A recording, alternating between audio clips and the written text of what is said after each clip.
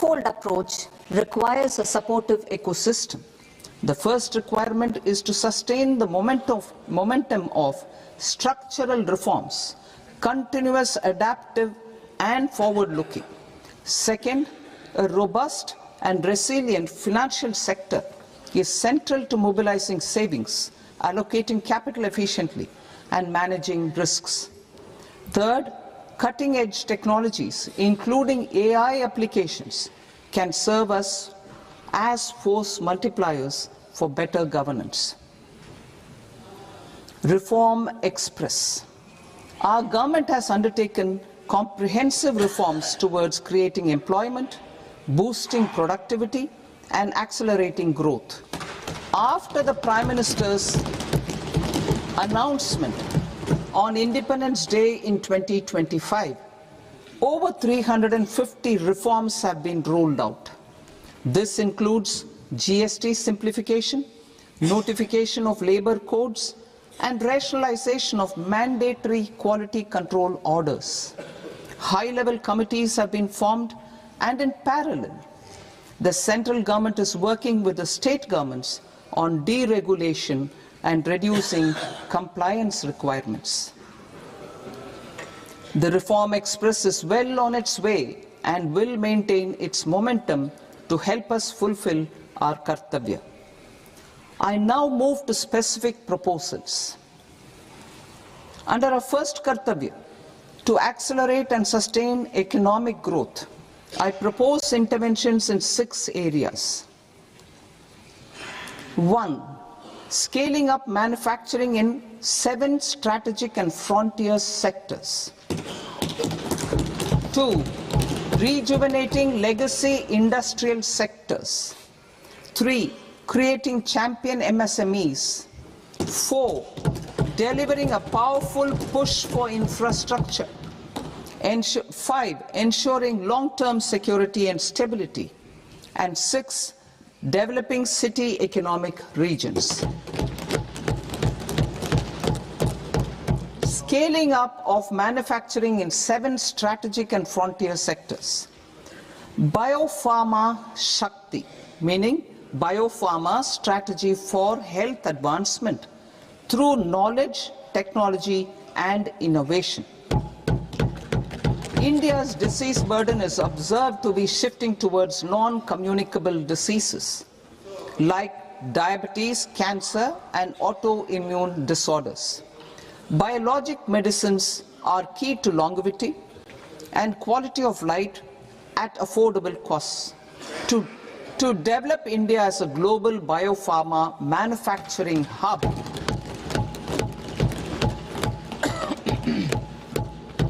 I propose the Biopharma Shakti with an outlay of 10,000 crores over the next 5 years.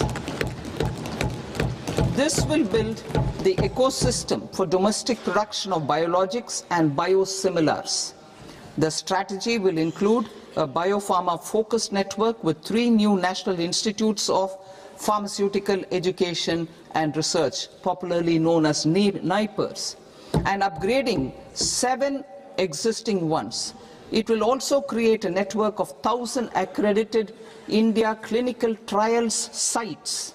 We propose to strengthen the Central Drug Standard Control Organization to meet global standards and approve timeframes through approval timeframes through a dedicated scientific review cadre and specialists. India's Semiconductor Mission 1.0 expanded India's semiconductor sector capabilities. Building on this, we will launch ISM 2.0 to produce equipment and materials, design full-stack Indian IP, and fortify supply chains. We will also focus on industry-led research and training centers to develop technology and skilled workforce. The Electronics Components Manufacturing Scheme, launched in April 2025, with an outlay of 22,919 crores, already has investment commitments at double the targets. We propose to increase the outlay to 40,000 crores to capitalize on this momentum.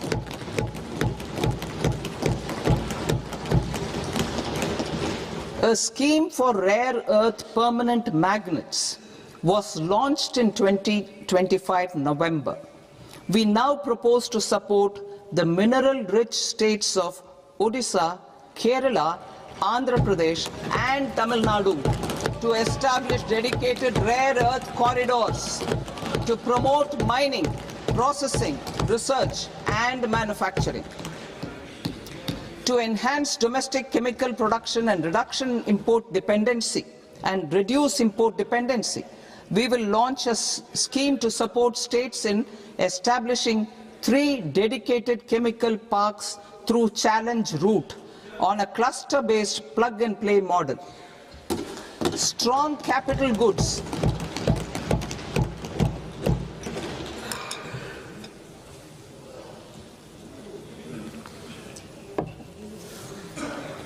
Strong capital goods capability is a determinant of productivity and quality across different sectors.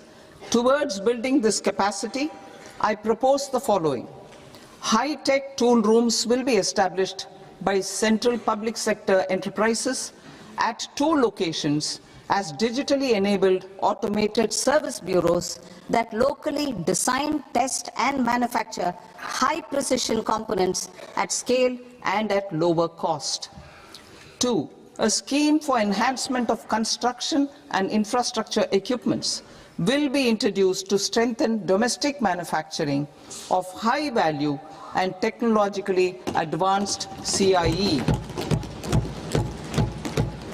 This can range from lifts in a multi-storied apartment or firefighting equipment in multiplexes, large or small, and to tunnel boring equipments for building metros and high-altitude roads.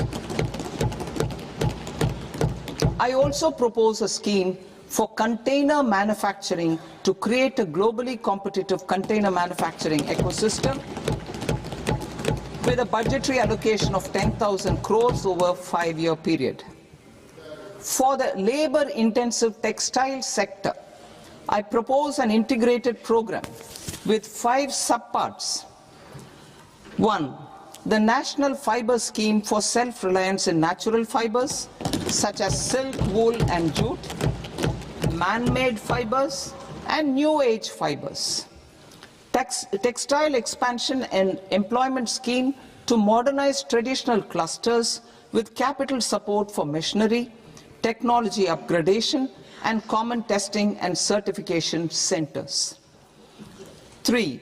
The National Handloom and Handicraft Program to integrate and strengthen existing schemes and ensure targeted support for weavers and artisans. Tex Eco Initiative to promote globally competitive and sustainable textiles and apparels. Samarth 2.0 to modernize the upgrade the textile skilling ecosystem through collaboration with industry and academic institutions. Further, I propose to set up mega textile parks in challenge mode. They can also focus on bringing value addition to technical textiles. I propose to launch the Mahatma Gandhi Gram Swaraj initiative to strengthen khadi, handloom and handicrafts. This will help in global market linkage and branding. It will streamline and support training, skilling, quality of process and production. This will benefit our weavers, village industries, One District, One Product ODOP initiative and also our rural youth.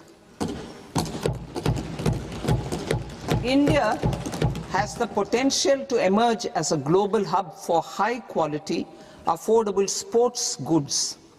I propose a dedicated initiative for sports goods that will promote manufacturing, research and innovation in equipment design as well as material sciences. Rejuvenation of legacy industrial clusters. I propose to introduce a scheme to revive 200 legacy industrial clusters to improve their cost competitiveness and efficiency through infrastructure and technology upgradation. Creating champion SMEs and supporting micro enterprises.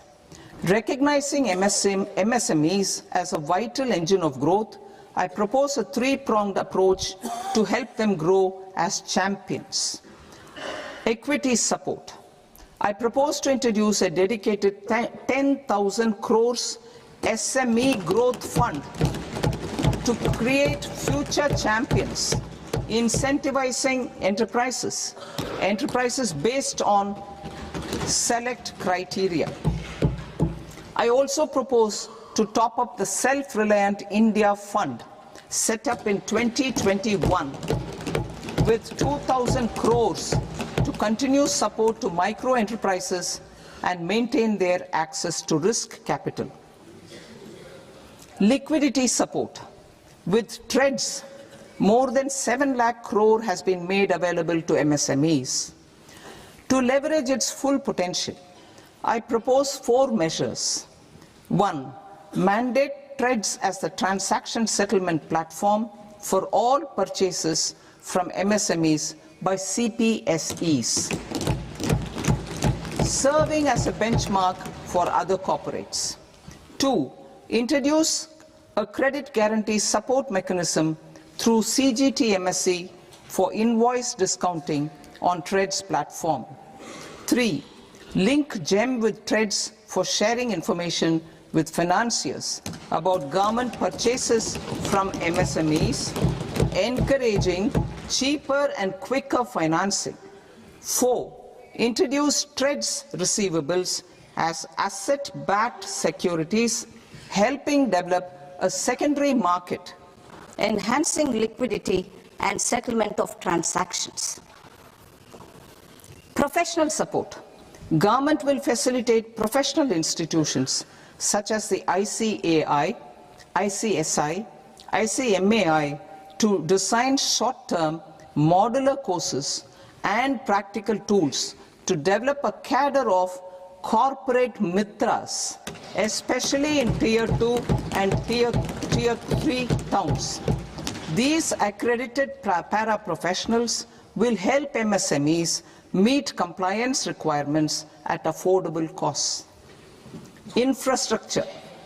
During this past decade, our government has undertaken several initiatives for large-scale enhancement of public infrastructure, including through new financing instruments such as Infrastructure Investment Trust (InvITs) and Real Estate Investment Trust (REITs), and institutions like NIIF and NABFID. We shall continue to focus on developing infrastructure in cities with over 5 lakh population, that is Tier 2, Tier 3 cities, which have expanded to become growth centers. Public capital expenditure has increased manifold from 2 lakh crore in 2014-15 to an allocation of 11.2 lakh crore in BE 25-26. In this coming year, that is financial year 2026-27, I propose to increase it to 12.2 lakh crores to continue the momentum. To strengthen the confidence of private developers regarding risks during infrastructure development and construction phase, I propose to set up an infrastructure risk guarantee fund to provide prudentially calibrated partial credit guarantee to lenders. Over the years, REITs have emerged as a successful instrument for asset monetization. I propose to accelerate recycling of significant real estate assets of the CPSEs through the setting up of dedicated REITs. To promote environmentally sustainable movement of cargo, I propose to 1. Establish new dedicated freight corridors connecting Dankuni in the east to Surat in the west. Operationalize 20 new national waterways over the next 5 years. Starting with National Waterways 5 in Orissa to connect mineral-rich areas of Talcher and Angul and industrial centers like Kalinga Nagar to the ports of Paradeep and Dhamra. Training institutes will be set up as regional centers of excellence for development of required manpower for these waterways. This will benefit youth in the entire stretch of the waterways to train and acquire skills. Further, a ship repair ecosystem catering to inland waterways will also be set up at Varanasi and Patna. And C, launch a coastal cargo promotion scheme for incentivizing a modal shift from rail to road to increase the share of inland waterways and coastal shipping from 6% to 12% by 2047. To enhance last mile and remote connectivity and promote tourism, I propose to give incentives to indigenize manufacturing of seaplanes.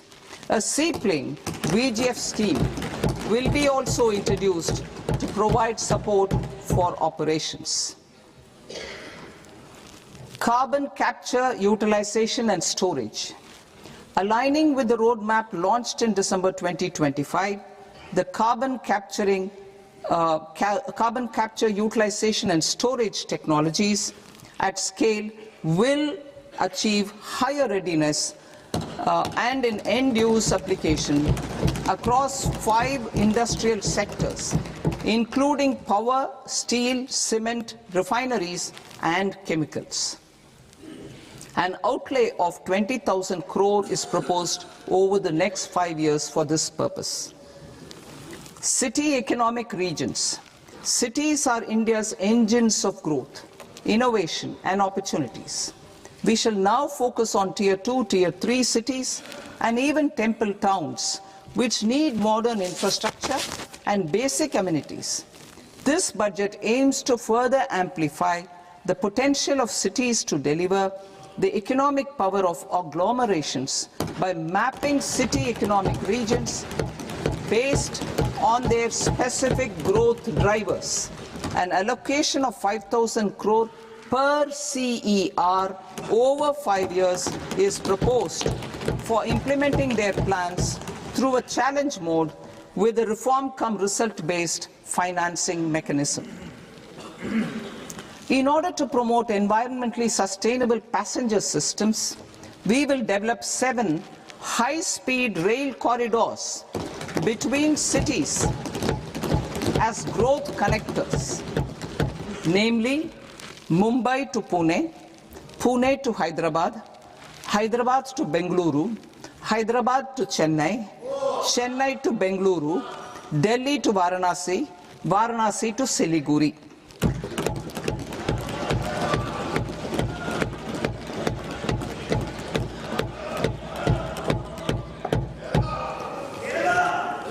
Financial sector. The Indian banking sector today is characterized by strong balance sheet, historic highs in profitability, improved asset quality, and coverage exceeding 98% of villages in the country. At this juncture, we are well placed to futuristically evaluate the measures needed to continue on the path of reform-led growth of this sector. I propose setting up a high-level committee on banking for Vikasit Bharat. High-level committee on banking for Vikasit Bharat to comprehensively review the sector and align it with India's next phase of growth, while safeguarding financial stability, inclusion, and consumer protection. The vision for NBFCs for Vikasit Bharat has been outlined with clear targets for credit disbursement and technology adoption in order to achieve scale and improve efficiency in the public sector NBFCs. As a first step, it is proposed to restructure the Power Finance Corporation and Rural Electrification Corporation. I propose a comprehensive review of the foreign exchange management non-debt instruments rules to create a more contemporary, user-friendly framework for foreign investments consistent with India's evolving economic priorities. Corporate bond market. I propose to introduce a market-making framework with suitable access to funds and derivatives on corporate bond indices.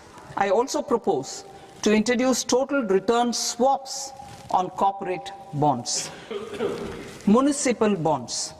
To encourage the issuance of municipal bonds of higher value by larger cities, I propose an incentive of 100 crore rupees for a single bond issuance. 100 crore rupees for a single bond issuance of more than 1,000 crore. The current scheme under Amrit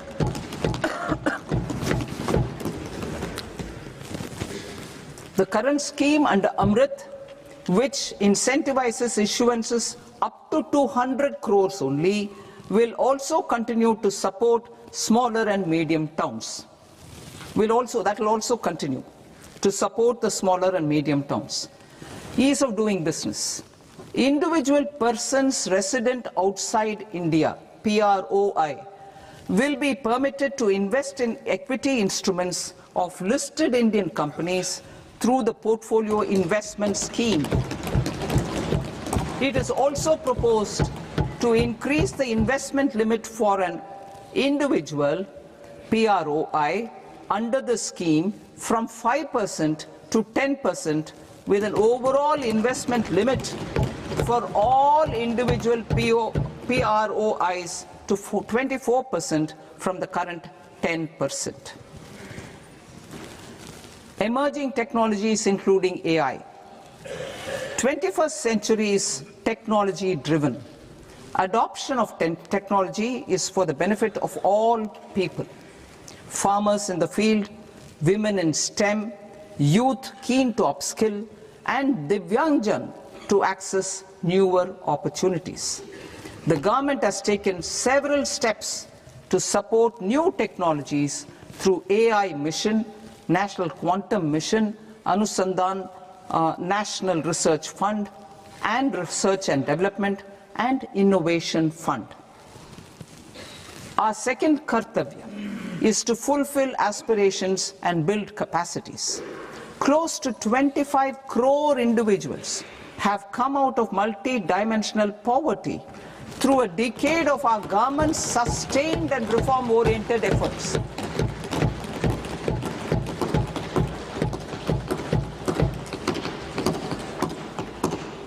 Our government has therefore decided to place a renewed emphasis on the service sector to provide a pathway to fulfilling aspirations of a youthful India with the following measures.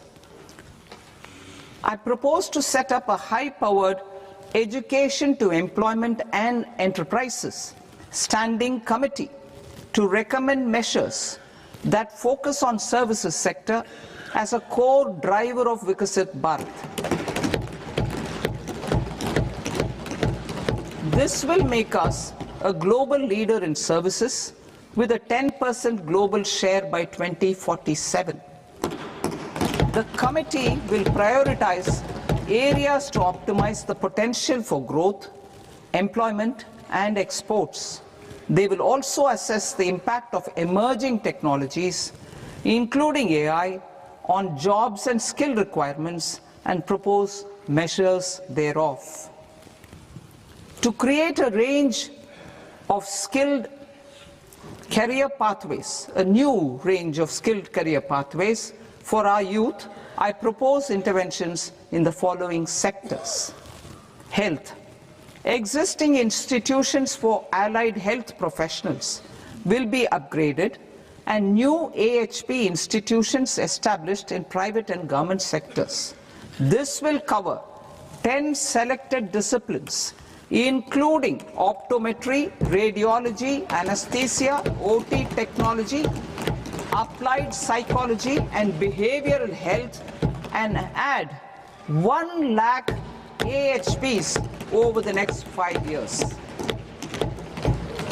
A strong care system covering geriatric and allied care services will be built. A variety of NSQF-aligned programs will be developed to train multi-skilled caregivers, combining core care and allied skills such as wellness, yoga, and operation of medical assistive devices. In the coming year, 1.5 lakh caregivers will be trained.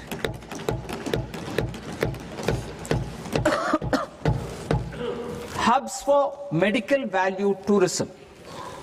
To promote India as a hub for medical tourism services, I propose to launch a scheme to support states in establishing 5 regional medical hubs in partnership with the private sector. These hubs will serve as integrated healthcare complexes that combine medical, educational and research facilities. They will have Ayush centers, medical value tourism facilitation centers, and infrastructure for diagnostics, post-care and rehabilitation. These hubs will provide diverse opportunities, job opportunities for health professionals, including doctors and AHPs. Ancient Indian yoga, already respected in several parts of the world, was given a mass global recognition when Honorable Prime Minister took it to the UN. Post-COVID, Ayurveda gained a similar global acceptance and recognition. Exporting quality Ayurveda products helps farmers who grow the herbs and youth who process the products. To meet growing global demand, a few more steps are being taken. I propose to 1. Set up 3 new All India Institutes of Ayurveda. 2. Upgrade Ayush pharmacies and drug testing labs for higher standards of certification ecosystem and make available more skilled personnel. 3. Upgrade the WHO Global Traditional Medicine Center in Jamnagar to bolster evidence-based research, training and awareness for traditional medicine. Animal husbandry. Livestock contributes to close to 16% of farm income, including of poor and marginal households. To scale up availability of veterinary professionals by more than 20,000, I propose to roll out a loan-linked capital subsidy support scheme for establishment of veterinary and para-veterinary colleges, veterinary hospitals, diagnostic laboratories, and breeding facilities in private sector. Collaboration between Indian and foreign institutions will also be facilitated. Orange economy. India's animation, visual effects, gaming and comics sector, AVGC sector, is a growing industry projected to require 2 million professionals by 2030. I propose to support the Indian Institute of Creative Technologies, Mumbai, in setting up AVGC content creator labs in 15,000 secondary schools all over the country and 500 colleges. The Indian design industry is expanding rapidly, and yet there is a shortage of Indian designers. I propose to establish, through Challenge Route, a new National Institute of Design to boost design education and development in the eastern region of India. Education. Our government will support states through challenge route in creating 5 university townships in the vicinity of major industrial and logistics corridors. These planned academic zones will host multiple universities, colleges, and research institutions, skill centers, and residential complexes. In higher education, STEM institutions, prolonged hours of study and laboratory work pose some challenges for girl students. Through VGF, Viability Gap Funding and capital support, one girls' hostel will be established in every district.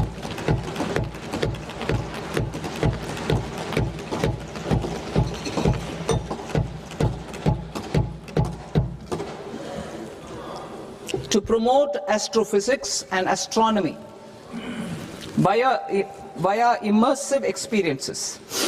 4 telescope infrastructure facilities will be set up or upgraded. The National Large Solar Telescope, the National Large Optical Infrared Telescope, the Himalayan Chandra Telescope, and the Cosmos 2 Planetarium. Tourism. The tourism sector has the potential to play a large role in the employment generation, forex earnings, and expanding the local economy.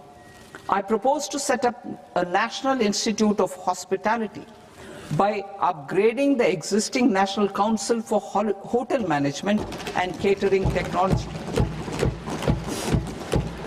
It will function as a bridge between academia, industry, and government. I also propose a pilot scheme for upskilling 10,000 guides in 20 iconic tourist sites through a standardized, high-quality, 12-week training course in hybrid mode in collaboration with the Indian Institute of Management. A national destination digital knowledge grid will be established to digitally document all places of significance, cultural, spiritual, and heritage. This initiative will create a new ecosystem of jobs for local researchers, historians, content creators, and technology partners. India has the potential and opportunity to offer world-class trekking and hiking experience. We will develop ecologically sustainable mountain trails in Himachal Pradesh, Uttarakhand, and Jammu Kashmir. Also in Araku Valley in the Eastern Ghats and Podigai Malai in the Western Ghats. Turtle trails along key nesting sites in the coastal areas of Odisha, Karnataka, and Kerala. And 3 bird watching trails along the Pulikat Lake in Andhra Pradesh, Tamil Nadu. It's on the border. Under the visionary leadership of Honorable Prime Minister, we established the International Big Cat Alliance in 2024. This year, India is hosting the first ever Global Big Cat Summit, where heads of governments and ministers from 95 range countries will deliberate on collective strategies for conservation. Heritage and culture tourism. I propose to develop 15 archaeological sites, including Lothal, Dolavira, Rakhi Gadi, Adichanallur, Saranath, Hastinapur, and Leh Palace into vibrant experiential cultural destinations. Excavated landscapes will be open to the public through curated walkways. Immersive storytelling skills and technologies will be introduced to help conservation labs, interpretation centers, and guides. The sports sector provides multiple means of employment, skilling, and job opportunities.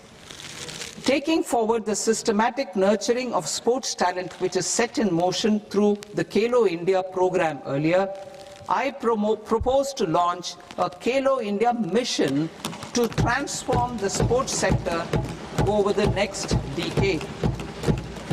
The mission will facilitate an integrated talent development pathway supported by training centers which are foundational, intermediate, and elite levels. B, systematic development of coaches and support staff. C, integration of sports science and technology. D, competitions and leagues to promote sports culture and provide platforms.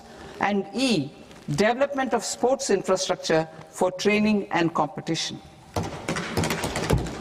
Our third Kartavya aligns with our vision of Sabka Saath, Sabka Vikas towards Vikasit Bharat.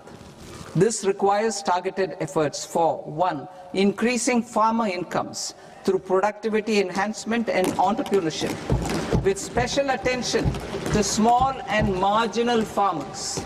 B. Empowering Divyangjan through access to livelihood opportunities, training, and high-quality assistive devices. C. Empowering the vulnerable to access mental health and trauma care. D. Focus on the Purvodaya states and the Northeast region to accelerate development and employment opportunities. Fisheries. We will undertake initiatives for integrated development of 500 reservoirs and Amrit Sarovars. 2. Strengthen the fisheries value chain in coastal areas and enable market linkages involving startups and women-led groups together with fish farmer producer organizations. Animal husbandry. To provide quality employment opportunities in rural and peri-urban areas, we will support the animal husbandry sector in entrepreneurship development through A. A credit-linked subsidy program, B. Scaling up and modernization of livestock enterprises, C. Enhanced creation of livestock, dairy, and poultry enhanced creation of livestock, dairy, and poultry-focused integrated value chains, and D, encourage creation of livestock farmer-producer organizations. High-value agriculture. To diversify farm outputs, increase productivity, enhance farmers' incomes, and create new employment opportunities, we will support high-value crops such as coconut, sandalwood, cocoa, cashew in the coastal areas, agar trees in northeast, and nuts such as almonds, walnuts, and pine nuts in our hilly regions. These, all of them, will be supported. India is the world's largest producer of coconuts. About 30 million people, including nearly 10 million farmers, depend on coconuts for their livelihood. To further enhance competitiveness in coconut production, I propose a coconut promotion scheme to increase production and enhance productivity through various interventions, including replacing and non-productive trees with new saplings or plants or varieties in major coconut growing states. A dedicated program is proposed for Indian cashew and cocoa to make India self-reliant in raw cashew and coconut production and processing, enhance export competitiveness, and transform Indian cashew and Indian cocoa into premium global brands by 2030. Sandalwood. Sandalwood is closely linked to India's social and cultural heritage. Our government will partner with state governments to promote focused cultivation and post-harvest processing to restore the glory of the Indian sandalwood ecosystem, to rejuvenate old, low-yielding orchards, and expand high-density cultivation of walnuts, almonds, and pine nuts, we will support a dedicated program to enhance farmer incomes and in bringing value addition by engaging youth. Bharat Vistar, that is virtually integrated system to access agricultural resources. I propose to launch Bharat Vistar, a multilingual AI tool that shall integrate the AgriStack portals and the ICAR package on agricultural practices with AI systems. This will enhance farm productivity, enable better decisions for farmers, and reduce risk by providing customized advisory support. She Marts for rural women-led enterprises. Building on the success of Lakpati Didi program, I propose to help women take the next step from credit-linked livelihoods to being owners of enterprises. Self-help entrepreneur, She Marts will be set up as community-owned retail outlets within the cluster-level federations through enhanced and innovative financing instruments. Empowering Divyangjan. Divyangjan Kaushal Yojana. Information technology, AVGC sectors, hospitality and food and beverages sectors often offer task-oriented and process-driven roles which are suitable for Divyangjan. We will ensure dignified livelihood opportunities through industry-relevant and customized training specific to each Divyangjan group.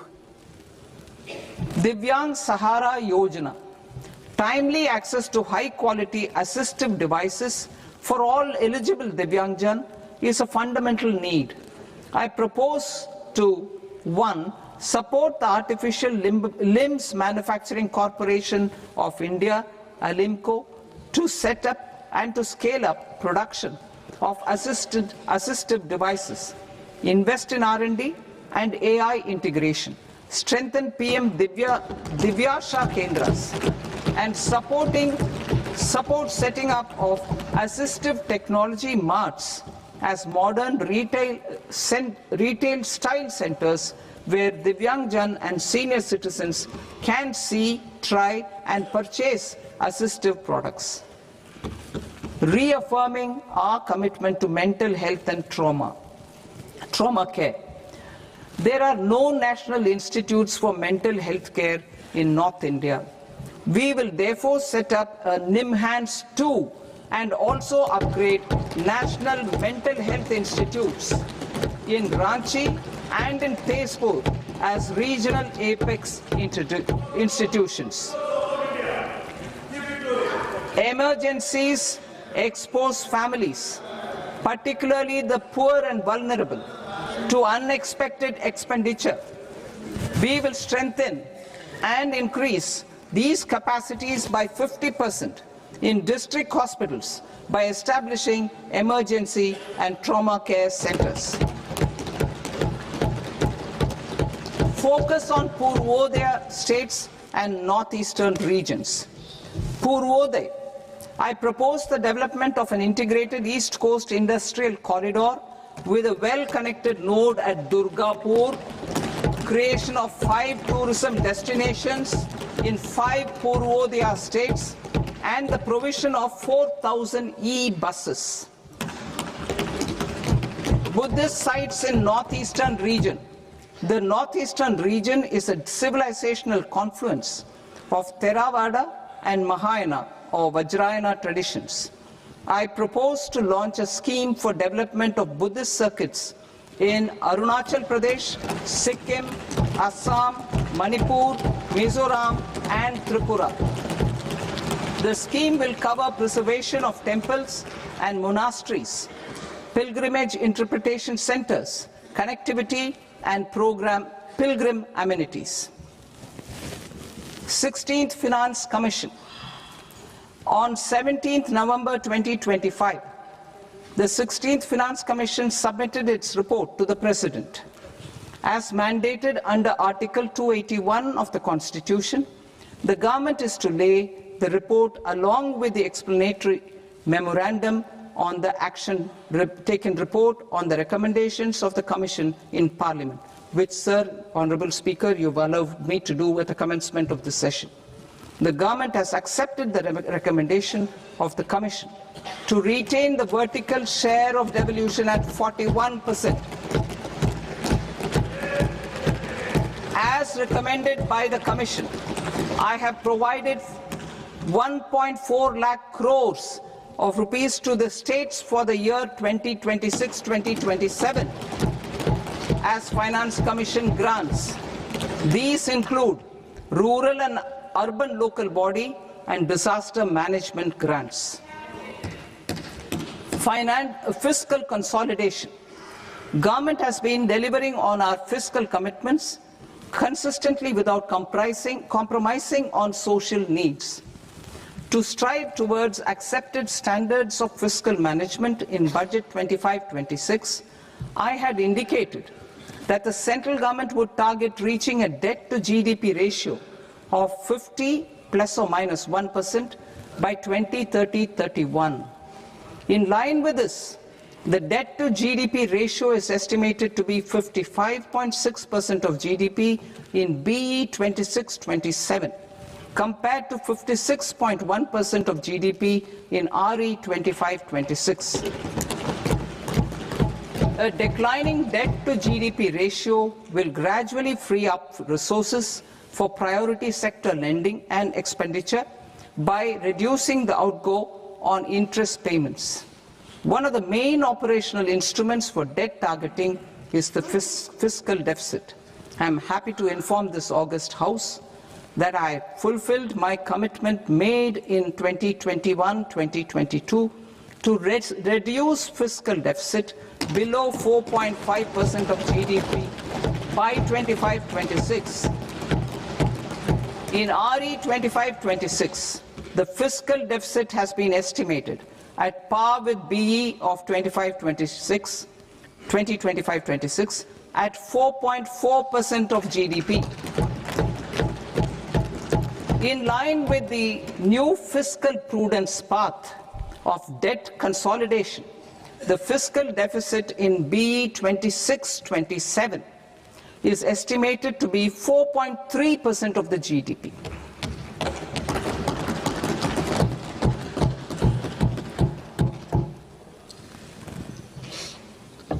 The revised estimates of the non-debt receipts are 34 lakh crore rupees, of which the centre's net tax receipts are 26.7 lakh crore.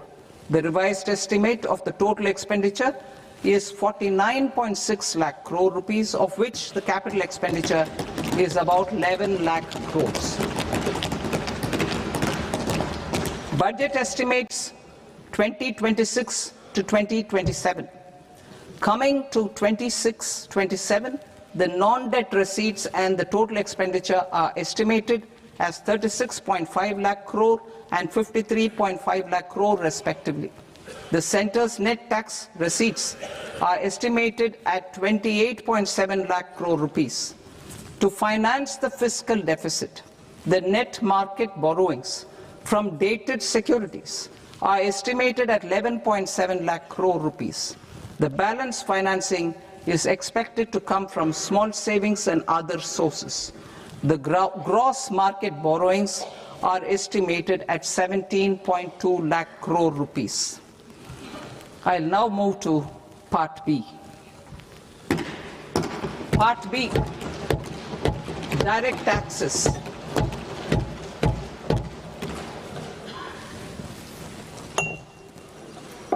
Honourable Speaker, sir, I now present my proposals on direct taxes. New Income Tax Act.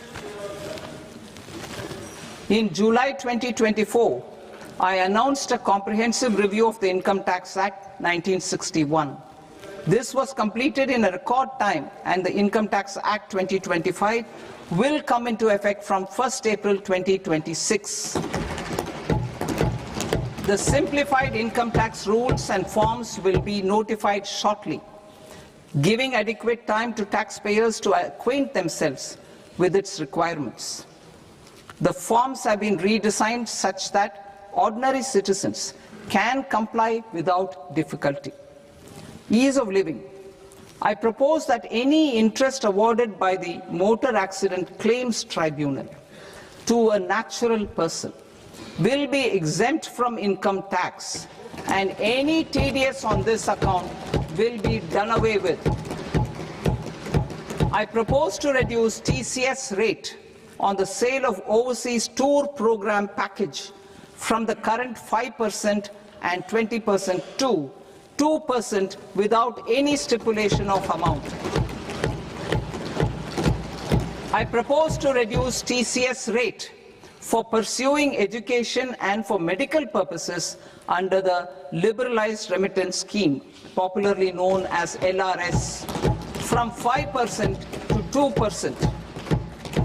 Supply of manpower services is proposed to be specifically brought within the ambit of payment to contractors for the purpose of TDS to avoid ambiguity. Thus, TDS on these services will be at the rate of either 1% or 2% only. I propose a scheme for small taxpayers, wherein a rule-based automated process will enable obtaining a lower or nil deduction certificate instead of filing an application with the assessing officer.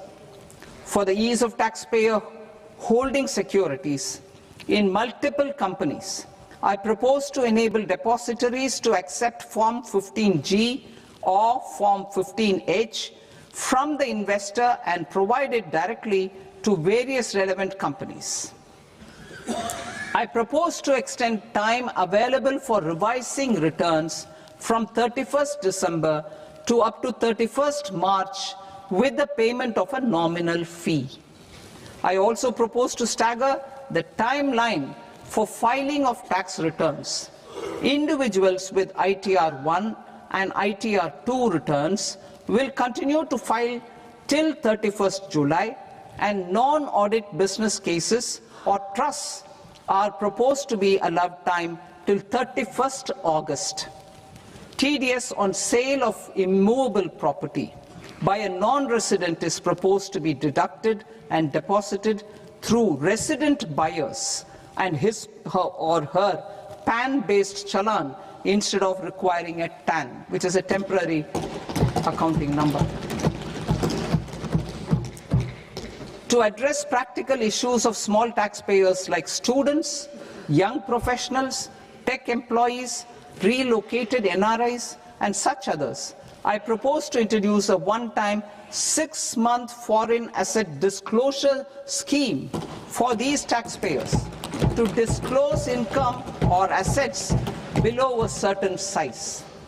This scheme would be applicable for two categories of taxpayers, namely A, who did not disclose their overseas income or assets, and B, who disclosed their overseas income and or paid due tax but could not declare the asset acquired. For category A, the limit of undisclosed income or asset is proposed to be up to 1 crore rupees. They need to pay 30% of fair market value of asset or 30% of undisclosed income as tax and 30% as additional income tax in lieu of penalty, and would thereby get immunity from prosecution. For category B, asset value is proposed to be up to 5 crore rupees. Here, immunity from both penalty and prosecution will be available with a payment of fee of 1 lakh rupees. Rationalizing penalty and prosecution. Multiplicity of proceedings are hindrance to the ease of doing business. I propose to integrate assessment and penalty proceedings by way of a common order for both. There will be no interest liability on the taxpayer on the penalty amount for the period of appeal before the first appellate authority, irrespective of the outcome of appeal process. Further, quantum of prepayment is being reduced from 20% to 10% and will continue to be calculated only on core tax demand. As an additional measure for reducing litigation, I propose to allow taxpayers to update their returns even after reassessment proceedings have been initiated, and an additional 10% tax rate over and above the rate applicable for the relevant year. The assessing officer will then use only this updated return in his proceedings. There is already a framework for immunity from penalty and prosecution in the cases of underreporting. I propose to apply this framework for immunity to misreporting too. However, in such a case, the taxpayer will need to pay 100% of the tax amount as an additional income tax over and above the tax and interest due. Penalties for certain technical defaults, such as failure to get accounts audited, non-furnishing of transfer pricing audit report, and default in furnishing statement for financial transactions, are proposed to be converted into fee.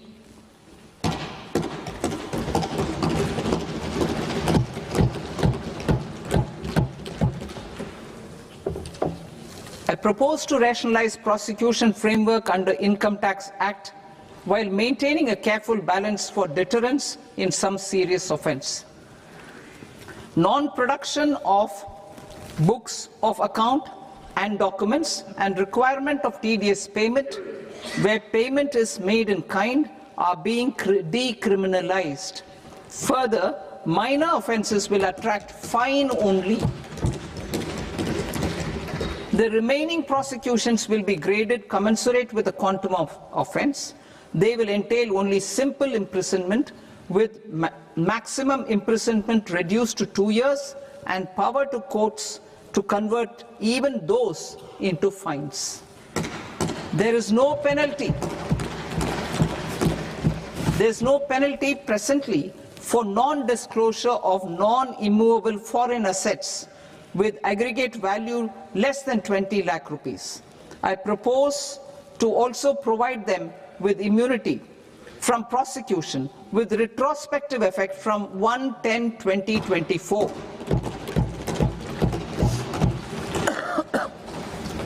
Cooperatives.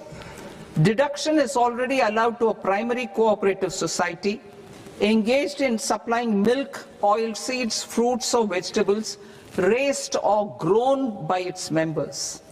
I propose to extend this deduction to also include supply of cattle feed and cotton seed produced by its members. I propose to allow inter-cooperative society dividend income as deduction under the new tax regime to the extent it is further distributed to its members. I further propose to allow exemption for a period of 3 years to dividend income received by a notified national cooperative federation on their investments made in companies up to 31/1/2026.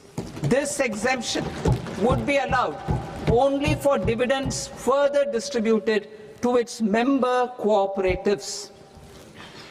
Supporting IT sector as India's growth engine.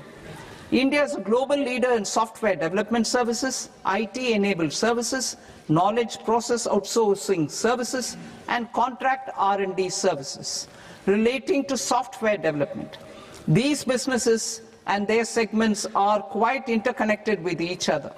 All these services are proposed to be clubbed under a single category of information technology services with a common safe harbor margin of 15.5% applicable to all. The threshold for availing safe harbor for IT services is being enhanced substantially from 300 crore rupees to 2,000 crore rupees. Safe harbor for IT services shall be approved by an automated rule-driven process without any need for tax officer to examine and accept the application. Once applied by an IT services company, the same safe harbor can be continued for a period of 5 years at a stretch at its choice. For IT services companies who want to conclude advanced pricing agreement, APA, I propose to fast-track unilateral APA process for IT services and endeavour to conclude it within a period of 2 years. The period of 2 years can be extended by a further period of 6 months on taxpayers' request. I propose to extend the facility of modified returns available to the entity entering APA to its associated entities also. Attracting global business and investment. Recognizing the need to enable critical infrastructure and boost investment in data centers, I propose to provide tax holiday till 2047 to any foreign company that provides cloud services to customers globally by using data center services from India. It will, however, need to provide services to Indian customers through an Indian reseller entity. I also propose to provide a safe harbor of 15% on cost in case the company providing data center services from India is a related entity. To harness the efficiency of just-in-time logistics for electronic manufacturing, I propose to provide safe harbor to non-residents for component warehousing in a bonded warehouse at a profit margin of 2% of the invoice value. The resultant tax of about 0.7% will be much lower than in competing jurisdictions. To provide fillip to toll manufacturing in India, I propose to provide exemption from income tax for 5 years to any non-resident who provides capital goods, equipment, or tooling to any toll manufacturer in a bonded zone. To encourage vast pool of global talent to work in India for a longer period of time, I propose to provide exemption to global, non-India sourced income of a non-resident expert for a stay period of 5 years under notified schemes. I propose to provide exemption from minimum alternate tax, the MAT, to all non-residents who pay tax on presumptive basis. Tax administration. I propose to constitute a joint committee of Ministry of Corporate Affairs and Central Board of Direct Taxes for incorporating the requirements of income computation and disclosure standards, the ICDS, in the Indian Accounting Standards, IND AS itself. Separate accounting requirement based on ICDS will be done away with from the tax year 27-28. To support Prime Minister Modi's vision of homegrown accounting and advisory firms to become global leaders, I propose to rationalize the definition of accountant for the purposes of safe harbor rules. Other tax proposals. Change in taxation of buyback was brought in to address the improper use of buyback route by promoters. In the interest of minority shareholders, I propose to tax buyback for all types of shareholders as capital gains. However, to disincentivize misuse of tax arbitrage, promoters will pay an additional buyback tax. This will make effective tax 22% for corporate promoters. For non-corporate promoters, the effective tax will be 30%. TCS rate for sellers of specific goods, namely alcoholic liquor, scrap, and minerals, will be rationalized to 2%, and that on tendu leaves will be reduced from 5% to 2%. I propose to raise the STT on futures to 0.05% from the present 0.02%. STT on options premium and exercise of options are both proposed to be raised to 0.1% 0.15% from the present rate of 0.1% and 0.125% respectively. We reformed the taxation landscape for corporates in 2019 by providing them a simplified regime with lower tax rate so that they could productively focus on business rather than on claim of deductions and exemptions. To encourage companies to shift to the new regime, set-off of brought forward MAT credit, minimum alternate tax credit, is proposed to be allowed to companies only in the new regime. Set-off using available MAT credit is proposed to be allowed to an extent of 1/4 of the tax liability in the new regime. MAT is proposed to be made final tax, so there will be no further credit accumulation from 1st April 2026.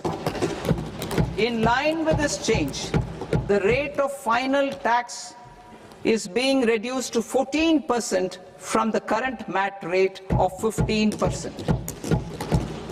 The brought forward MAT credit of taxpayers accumulated till 30th March 2026 will continue to be available to them for set-off as above. Indirect taxes. I shall now take up proposals related to indirect taxes. My proposals for customs and central excise aim to further simplify the tariff structure, support domestic manufacturing, promote export competitiveness, and correct inversion in duty. To continue weeding out long continuing customs duty exemptions, I propose to remove certain exemptions on items which are being manufactured in India or where the imports are negligible. Similarly, to further simplify the process of ascertaining the rate of duty applicable on a particular item, I propose to incorporate certain effective rates in various customs notifications to the tariff schedule itself. I shall now take up sector-specific proposals. Promotion of exports of marine, leather, and textile products. I propose to increase the limit for duty-free imports of specified inputs used for processing seafoods for export from the current 1% to 3% of FOB value of the previous year's export turnover. I also propose to allow duty-free imports of specified inputs, which is currently available for exports of leather or synthetic footwear, to exports of shoe uppers as well. I propose to extend the time period for export of final product from the existing 6 months to 1 year for exporters of leather or textile garments, leather or synthetic footwear, and other leather products. Energy transition and security. I propose to extend the basic customs duty exemption given to capital goods used for manufacturing lithium-ion cells for batteries to those used for manufacturing lithium-ion cells for battery energy storage systems also. I propose to exempt basic customs duty on import of sodium antimonate for use in manufacture of solar glass. Nuclear power. I propose to extend the existing basic customs duty exemption on imports of goods required for nuclear power projects till the year 2035 and expand it for all nuclear plants irrespective of their capacity. Critical minerals. It is proposed to provide basic customs duty exemption to the import of capital goods required for the processing of critical minerals in India. Biogas blended CNG. I propose to exclude the entire value of biogas while calculating the central excise duty payable on biogas blended CNG. Civil and defense aviation. I propose to exempt basic customs duty on components and parts required for the manufacture of civilian training and other aircrafts. It is proposed to exempt basic customs duty on raw materials imported for the manufacture of parts of aircraft to be used in maintenance, repair, or overall requirements by units in the defense sector. Electronics. To deepen value addition in the consumer electronics sector, I propose to exempt basic customs duty on specified parts used in the manufacture of microwave ovens. Special economic zone. To address the concerns arising about utilization of capacity by manufacturing units in the special economic zones due to global trade disruptions, I propose as a special one-time measure to facilitate sales by eligible manufacturing units in SEZs to the domestic tariff area at concessional rates of duty. The quantity of such sales will be limited to a prescribed proportion of their exports. Necessary regulatory changes will be undertaken to operationalize the measures while ensuring level playing field for the units working in the DTA. Ease of living. To rationalize the customs duty structure for goods imported for personal use, I propose to reduce the tariff rate on all dutiable goods imported for personal use from 20% to 10%. To provide relief to patients, particularly those suffering from cancer, I propose to exempt basic customs duty on 17 drugs or medicines. I propose also to add 7 more rare diseases for the purposes of exempting import duties on personal imports of drugs, medicines, and food for special medical purposes used in their treatment. Customs process. India's role and share in the global trade is poised for a major leap in line with our ambition and journey towards Vikasit Bharat. In this regard, I propose many measures for custom processes to have minimal intervention for smoother and faster movement of goods and greater certainty to the trade. Trust-based systems. I propose to enhance duty deferral period for Tier 2 and Tier 3 authorized economic operators, known as AEOs, from 15 days to 30 days. I propose to provide eligible manufacturer importers the same duty deferral facility.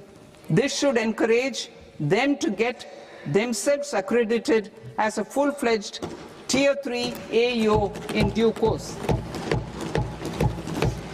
To provide greater certainty and for better business planning, I propose to extend validity period of advance ruling binding on customs from the present 3 years to 5 years. In the spirit of the whole of government approach,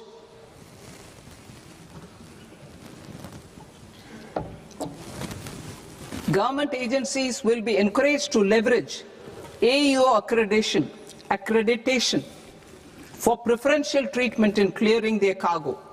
Regular importers with trusted, long-standing supply chains will be recognized in the risk system so that the need for verification of their cargo every time can be minimized. Export cargo using electronic sealing. Export cargo using electronic sealing will be provided through clearance from the factory premises to the ship. For import of goods not needing any compliance, filing of bill of entry by a trusted importer and arrival of goods will automatically notify customs for completing their clearance formalities. This will enable goods to be released immediately on arrival. The customs warehouse framework will be transformed into a warehouse operator-centric system with a self-declarations, electronic tracking, and risk-based audit. These reforms will move away from the current system of officer-dependent approvals and reduce transaction delays and compliance costs.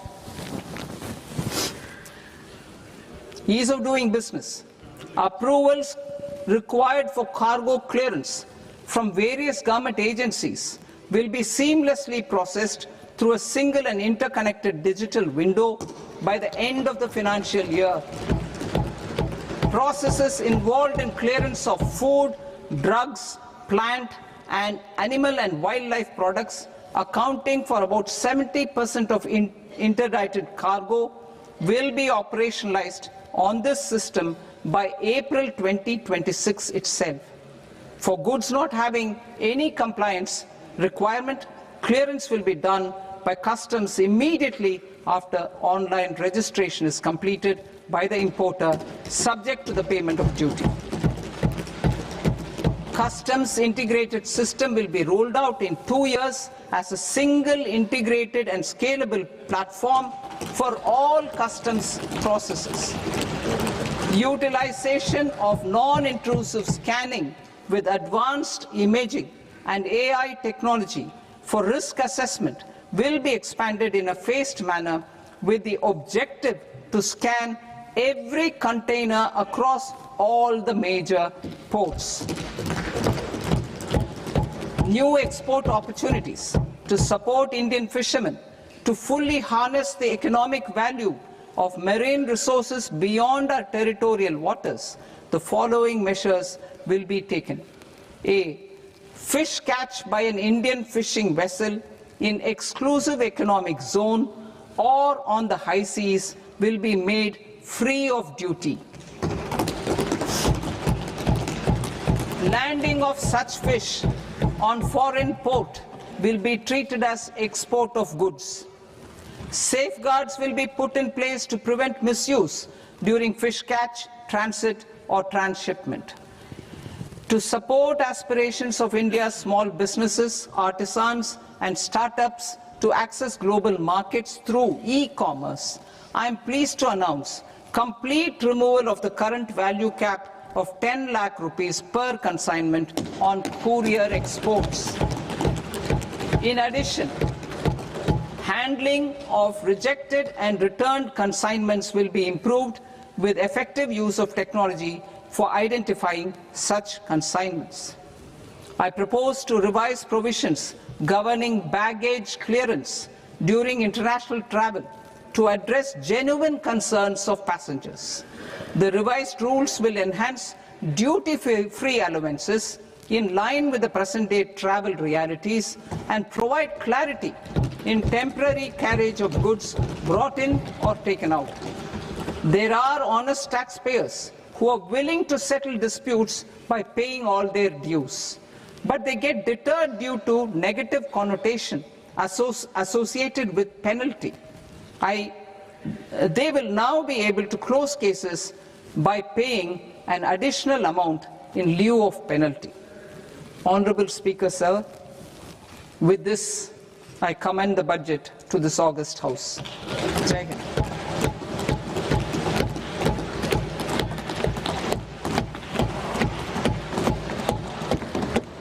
One and a half hours. Item number 3, माननीय वित्त मंत्री जी.